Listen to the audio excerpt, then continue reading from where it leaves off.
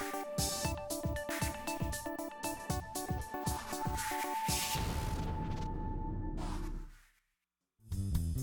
views and opinions expressed in this program are those of the participants and do not necessarily reflect the views of BronxNet or the program underwriters. It was a horrific scene. It was shocking. It was evil. Coming up on this episode of Perspectives, we discussed the recent Pittsburgh Synagogue shooting. Many have talked about gun control, others mental illness, but the question we have here today, is there a growing intolerance towards religion and faith in America? That's coming up on this edition of Perspectives with yours truly, Daren Jaime. What's on your mind? Let 'em know. What's on your mind? What's on your mind? Let 'em know. Anything relevant to life, you bring it to the table. Whether you make a move solo or a movement with a stable. No fables, you speak on your decisions. Cause in the long run, it's your voice, your views, your vision. Keeping it real with many messages for you to know. This ain't radio, but DJ runs the show. Entertainment, he rocks it. Politics, he locks it. The host with the most would handle any topic. Don't forget to share your perspective which shines a light. Cause it might make a difference in someone else's life. Make a difference. What's your perspective? Express what's in your heart and your mind. Share your perspective. What's your perspective? Hello, everyone, and welcome to another edition of Perspectives. I am Daren Jaime, and of course, we invite you to share with us here on Perspectives every week on BronxNet's Channel 67. If you have Verizon, well, that would be Verizon Fios Channel 33, or anytime on the web at bronxnet.org. And also our social media platforms. You can talk to us on Twitter, Instagram, Facebook. My professional page is Daren C. Jaime on Facebook, and there you just might find some inspirational things. But we talk about things here on Perspectives, and the topic of conversation today, a real tough one. It's reported that armed with an assault rifle, at least 3 handguns, the suspect walked into a Pittsburgh synagogue on October 27th, shouting anti-Semitic slurs as he opened fire inside, killing at least 11 congregants, wounding 4 police officers and 2 others. The shooting, the deadliest attack on the Jewish community in the United States in history. Some have said the crime shows we need stricter gun laws. Others have said we need better mental health awareness as well as screening. But is there a deeper problem here, or a higher one, no pun intended? Is America more intolerant of religion, or why is there such a growing hostility towards people of faith? As we remember the victims, my guest in studio will help provide some insight and offer their perspective. The Reverend William Devlin, co-pastor of the Infinity Bible Church in the South Bronx, is also president of Redeem, an organization committed to assisting persecuted people and groups in America and around the world. Bill Devlin is also a veteran who enlisted in the Navy in 1970, receiving the Purple Heart after being wounded by enemy fire off the north coast of Vietnam. But for the past several years, he's been fighting another fight, like bringing aid to Syria or organizing aid to Puerto Rico after the devastating hurricanes. We welcome now Pastor Devlin to the show. And first of all, thank you for your service to our nation and to our community, to our world. Thank you. Thank you very much for having me today about this very sad topic we're talking about. Yeah, and we're talking Violence. about, violence. Yeah. And we talked a little bit about, in the intro, whether or not there is this intolerance towards the faith community. We remember in Charleston, South Carolina, Emmanuel AME Church and that shooting. Yes. We can go back to the 60s. Sutherland Springs, right. Texas. Yeah, Right, the so 60s. Yeah, we go back to the 60s, and now we have the worst that's ever been committed again in a synagogue in the United States. What are we saying?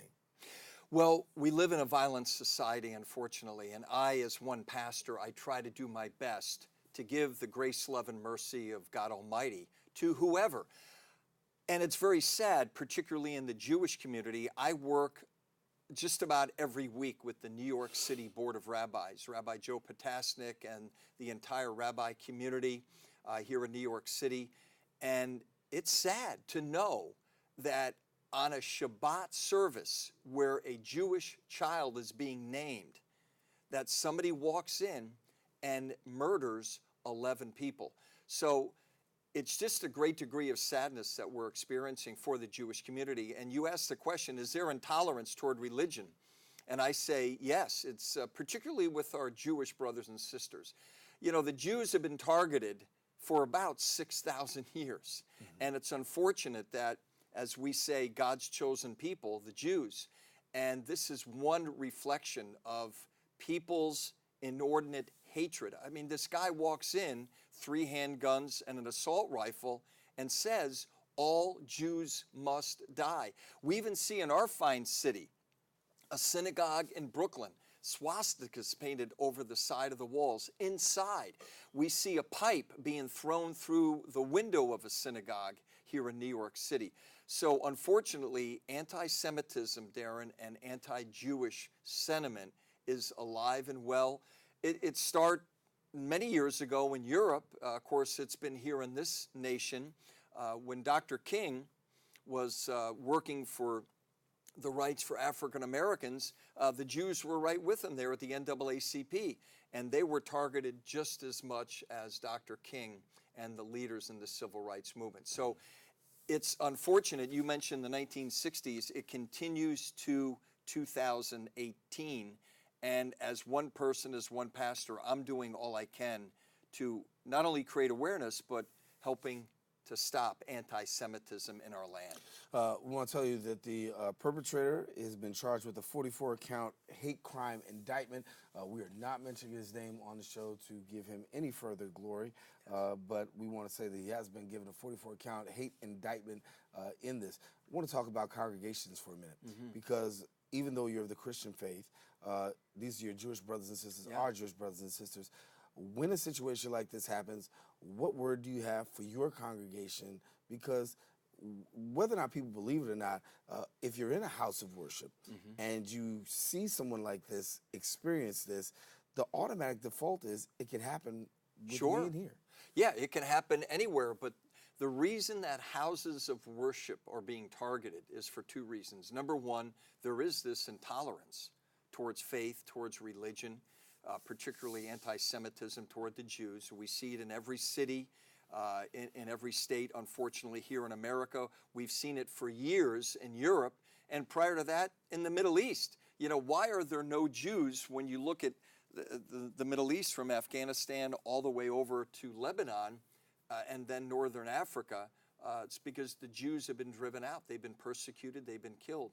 The second reason, so we have intolerance, Daren, but the second reason is that houses of worship are what people call soft targets. Every house of worship, whatever faith, whatever denomination, they welcome people in. They throw the doors open wide, which is what happened on that Saturday morning on the Shabbat a couple of weeks ago. So all are welcome. Everybody comes in. And so the soft target is somebody with a hatred toward the Jews or to Christians or whatever faith. They're going to walk in knowing that there are going to be dozens, maybe hundreds of people in these locations, and then they can begin their murderous, demonic actions. And that's what happened in this situation. That man knew that there were going to be hundreds of people in that synagogue during the Shabbat on that Saturday morning. And then he went in and killed 11 people, wounded 4. The oldest murdered was 97 years old.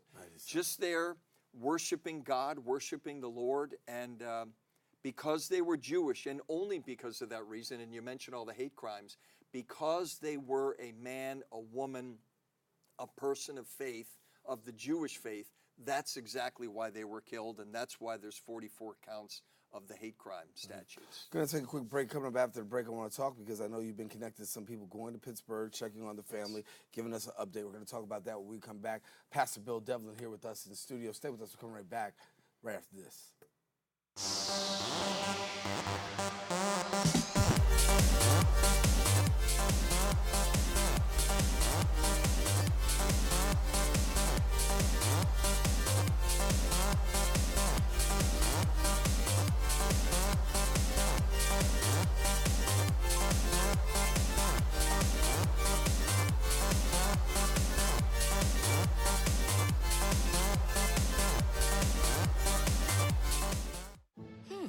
Maybe you can make retirement happen. After all, you made this vacation happen. Double points with every purchase? Cleverly merging promotions. Love it. Cross-referencing travel sites. And booking all your flights with those... Vouchers. I got us bumped. They were like, oh. But now they're like... Aloha. You aced this vacation. Now get the tips you need to get on track at aceyourretirement.org.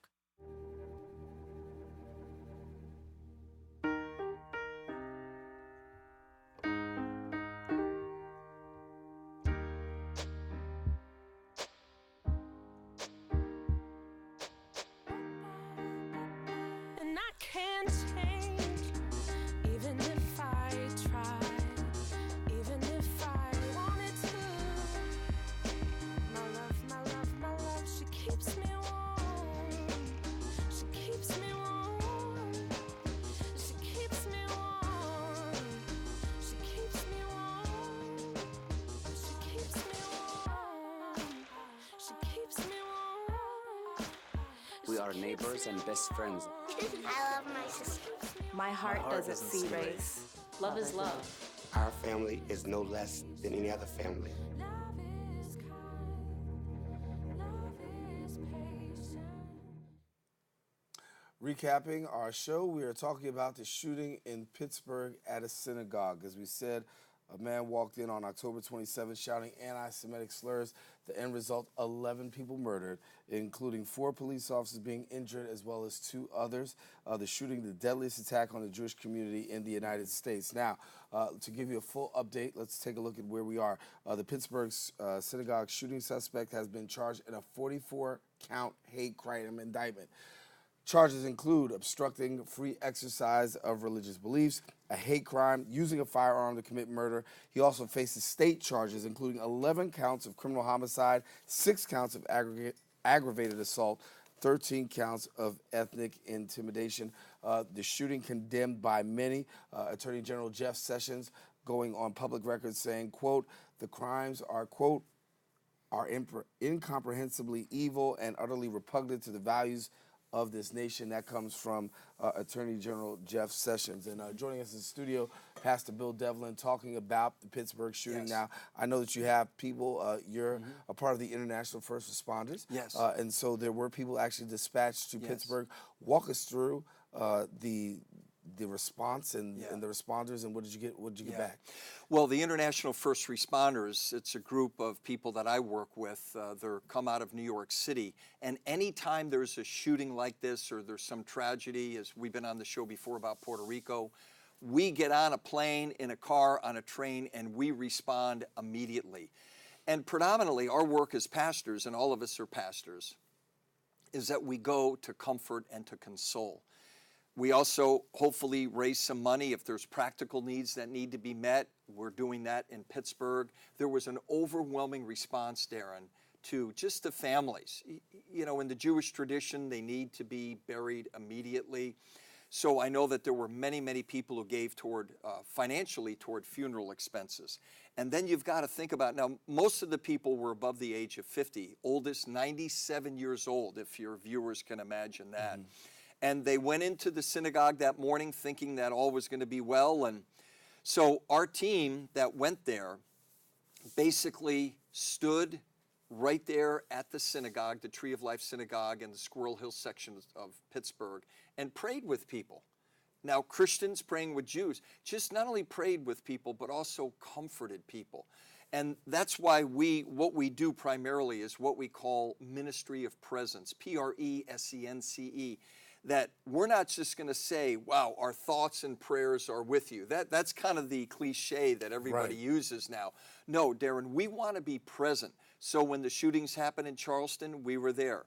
When things were going down in Baltimore a couple of years ago, we were there. When the shootings occurred in Paris a couple of years ago, we were there. When the shootings occurred in Sutherland Springs, we were there. When the shootings occurred in Las Vegas, we were there. When the shootings occurred in Pittsburgh, we were there. You know, as I hear myself talk about that, I get sad thinking about all the places we've been, Daren, in the last 3 years, because there's been some violent person that has access to weapons and they're going in and ruining people's lives. Yeah, So, talking about the last 3 years, let's give our viewers a recap of some of the religious institutions and house of worships that have experienced mass shootings since 2015. First Baptist Church in Sutherland Springs, Texas, 26 dead. That's in November of 2017. Burnett Chapel Church of Christ, Tennessee church shooting, 1 dead, 7 injured. That's in September of 2017. And then the Overland Park Jewish Community Center and Village Shalom Retirement Center in 2014, 3 persons killed.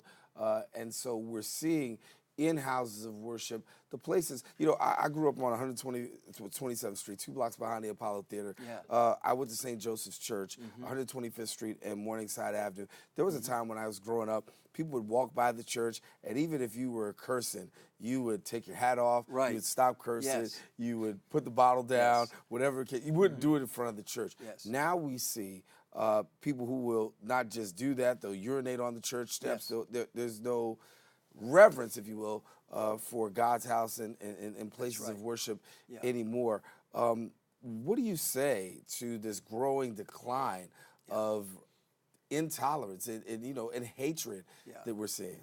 Well, I could say from a theological or biblical vantage point, it's a sign of the last days that Jesus spoke about this in Matthew chapter 24 in the New Testament, that he said in the last days, the love of many people would grow cold.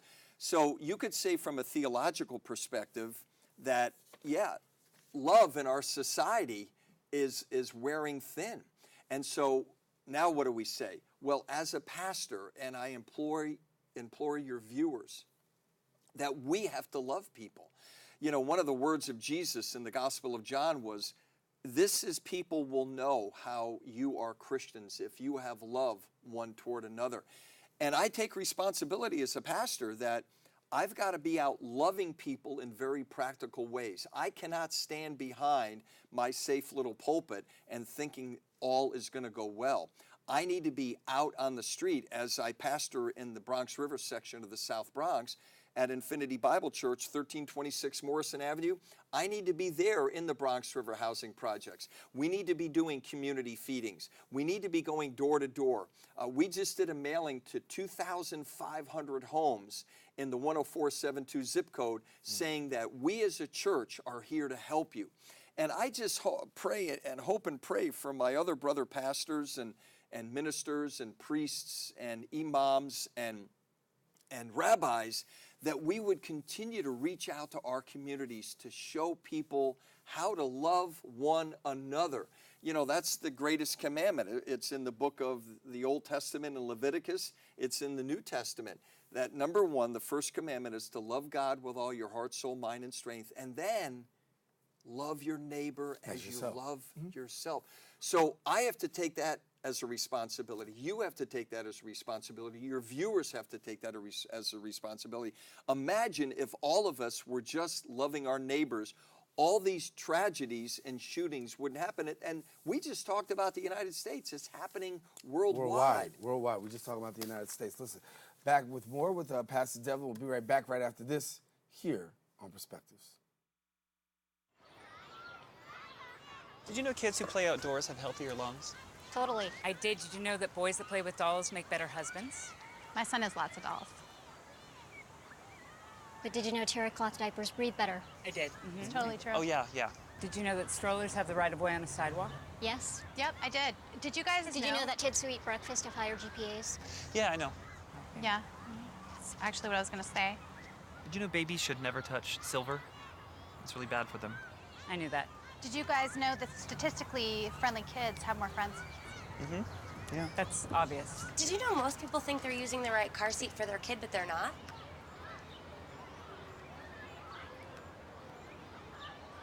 Parents who really know it all know for sure that their child is in the right seat at the right age and size. Visit safercar.gov/the right seat to make sure your child is protected. I'm putting that on my blog. I just put it in mine.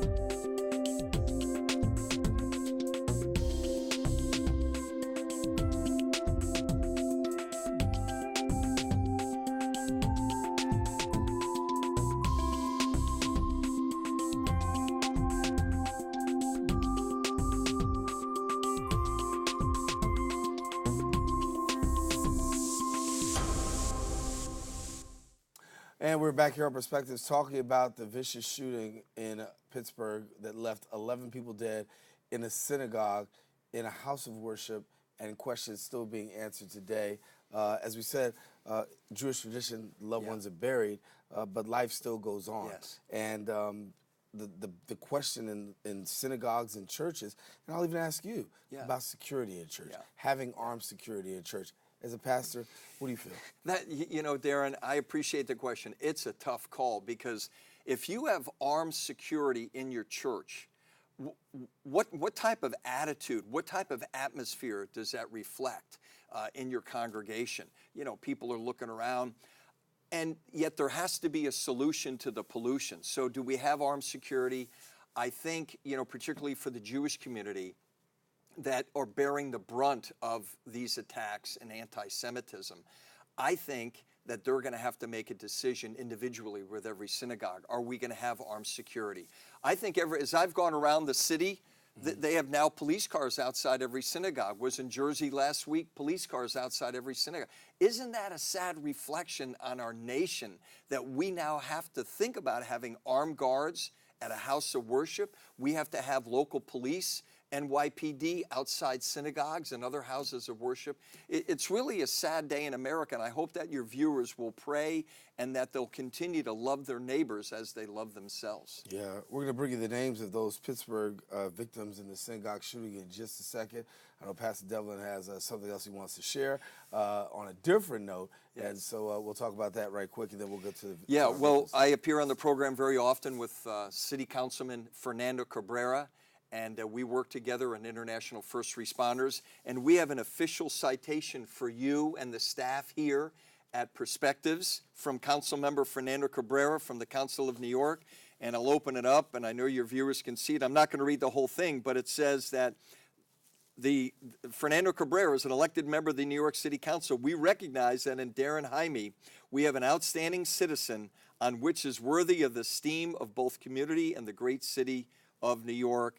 In witness whereof I here set my hand, Councilman Fernando Cabrera, dated today. So we want to thank you, Daren, for all the good work and your staff and the producer that you do. So here is your official City Council citation from Councilman Fernando Cabrera. Thank you very much. I appreciate it, and thank you much to the councilman. Right, you're thank welcome. you to you. I know our producer, Curlew Burton, also received one as well, and he's working behind the scenes. So thank you, and congratulations to Curlew as well, and thank you.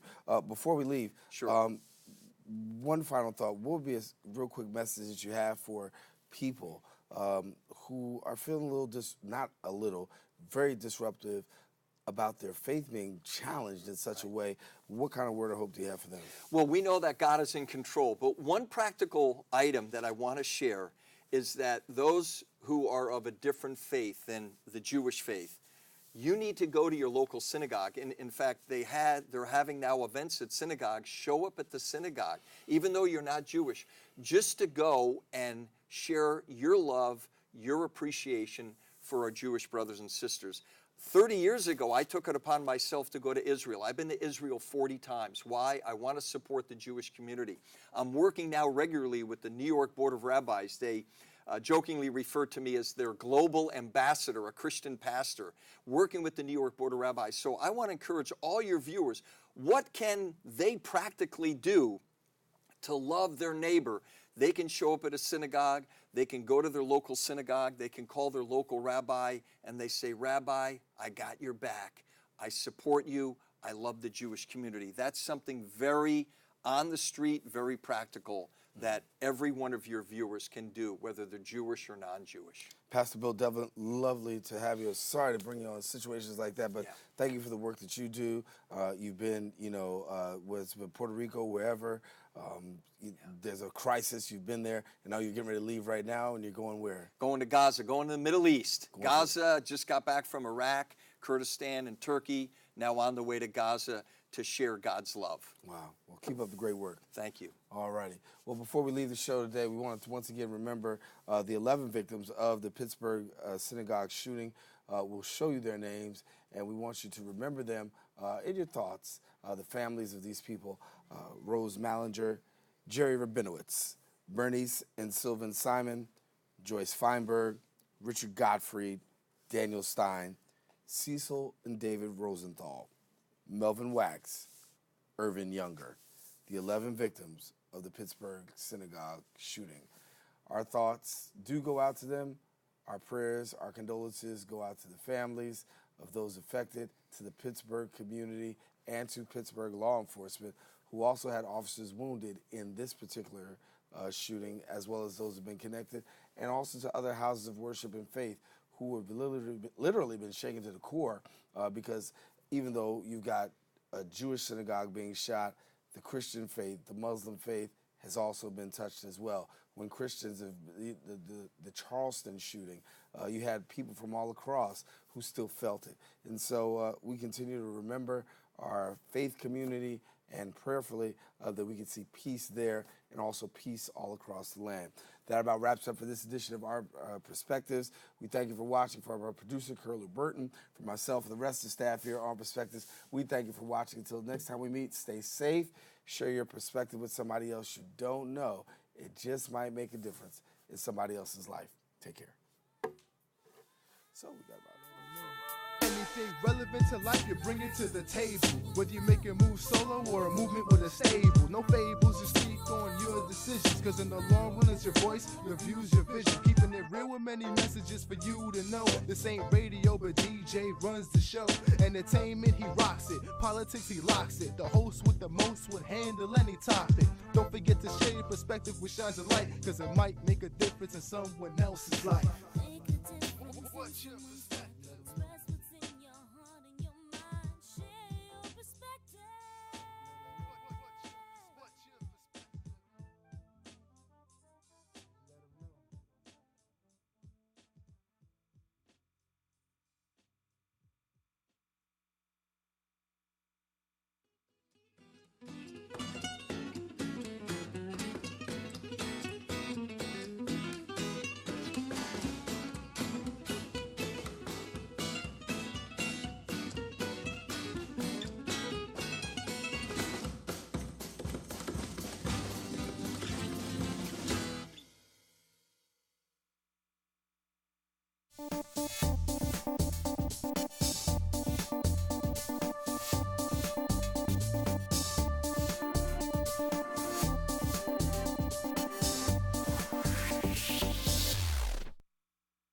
Well, Thomas, you've got pre-diabetes. But with more exercise and a change in diet, it can be reversed. I've tried exercising. It just makes me hungry for bacon. I love bacon, too. And who really likes to exercise? Not me. Me neither. Nobody. So we're good? What? Oh, you still have pre-diabetes. Big time. Most party fouls are pretty dumb. But if you decide to drink and drive underage, you could lose your license and your freedom. Underage drinking and driving, the ultimate party foul.